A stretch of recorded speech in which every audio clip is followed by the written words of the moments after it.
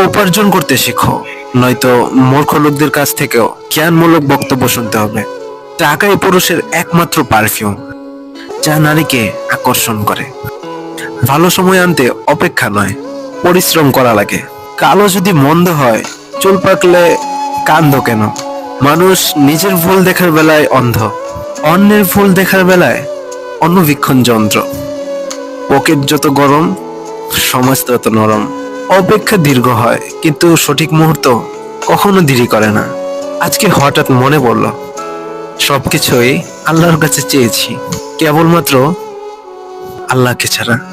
মানুষ ফিরিয়ে দেয়, আল্লাহ যেটা দেয় সবচেয়ে উত্তমটাই দেয়। ধৈর্যশীল নারী দেখতে চান, তাহলে নিজের মায়ের দিকে তাকান। এমনকি মায়ের দিকে মায়াবী দৃষ্টিতে তাকালে একটা কবুল হজের সওয়াব পাওয়া যায়। সমালোচনা গ্রহণ করুন, কিন্তু অপমান নয়। এত সুন্দর কিছু কথা বললাম, একটা থ্যাংক ইউ দিবেন না?